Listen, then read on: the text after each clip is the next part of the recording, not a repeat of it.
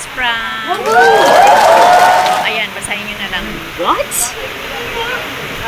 Dami naming food, oh. May isip ko na kaya magtanda-tanda ko na. Saan galing to? Ang pangalan? Luis. From ano? Kaibigan ni Jupit. Kaibigan. Si Luis. Flowers niya. Wow, ganda ng bahay nila, oh. Binidyohan ko ton. Congrats! Hello mga ka-GGs! Good day everybody! How are you today? For today's video, i-share ko naman po sa inyo yung graduation day ng anak ng ka-Zumba mate ko na kapitbahay ko. And I would like to congratulate you, Sir Luis, for your graduation day today. And good luck to your next journey. Once again, congratulations! So what are we waiting for? Let's get it on!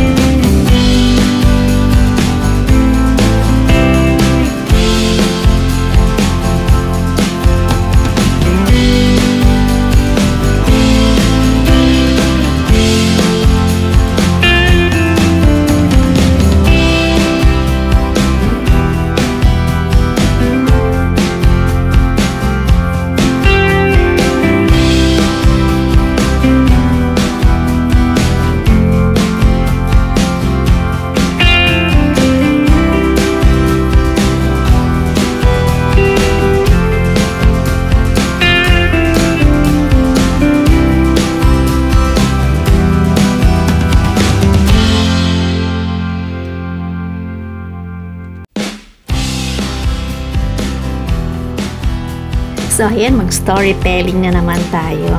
Ayan, nagpunta kami sa aming kapitbahay. Bali, ang dalawang pagitan lamang ng house nila is from us to there is dalawang bahay.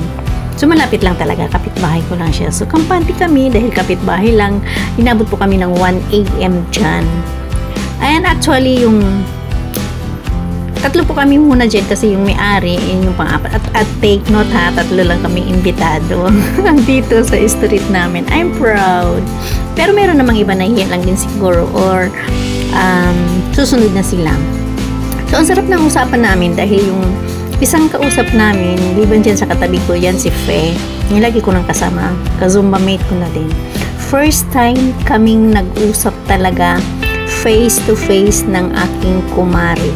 Kumari ko yung nasa tapat na kausap ko. Hindi po kami nag-usap dahil busy siya sa work. At ang husband niya ang kasama sa church nung nagbinyag yung anak ko. So, siya nag-work kasi. Kaya hindi kami nag-meet. Pero yung nag-invita rin pala sa akin, sa amin is kumari ko din. Ninang din ng anak ko. Pero hindi kami nasanay na magtawagan ng kumare. Kasi nga nawala ako dito for how many years? 35 years, ganun. Kaya medyo ito first time kong makipag bonding sa kanila. At yung kumari ko sa tapat na kausap ko ay first time ko lang talagang kausap ng face to face at first time ko natitignan yung kanyang kagandahan ng kanyang mukha. O, diba?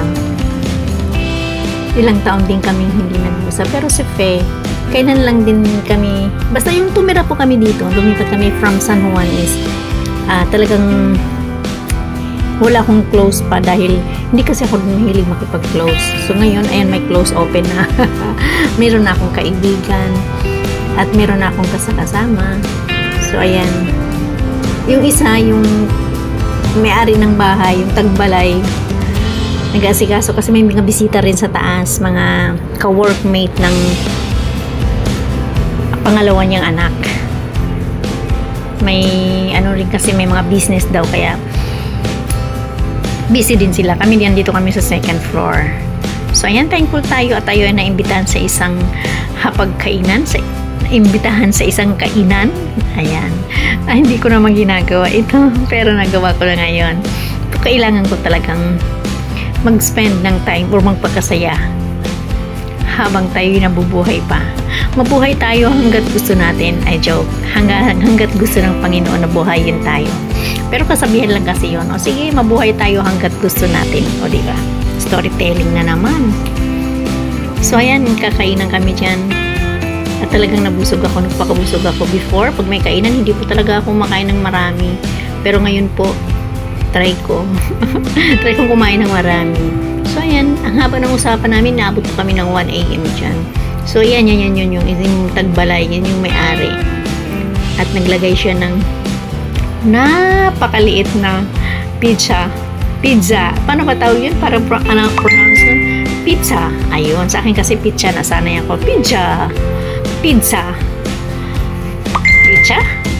Ano ba talaga? Tagpa ng inyong lingkod, ayan.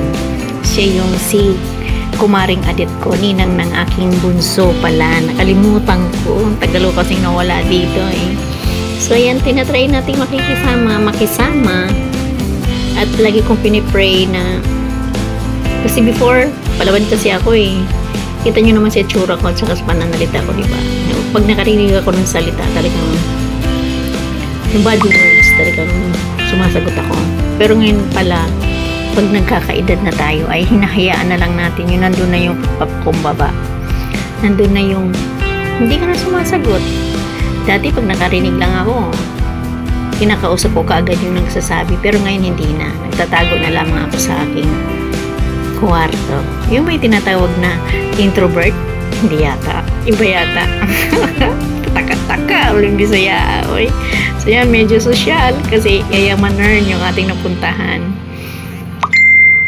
May papitsa malaki, grabe, ang laki. So yan, thank you for watching. Enjoy watching mga ka-GGs. Storytelling na naman ako, diba?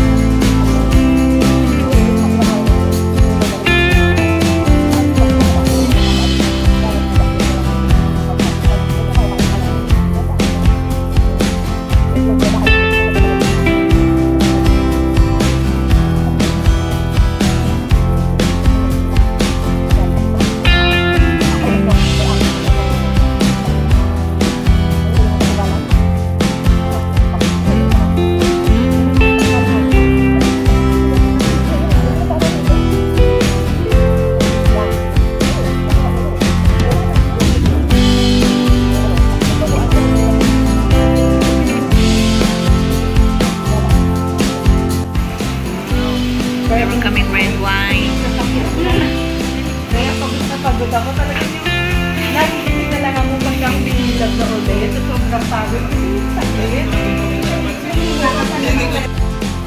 Ngayon, sinabihan siya sa kaibigan niya. Huwag mo na paano naman na paano naman yun ang kami pa naman yan. Ako nagsiba sa bahay. Kasi parang daw nandun yung mga Thank you for watching mga kachichis. See you all on my next vlog. Love you all. Bye.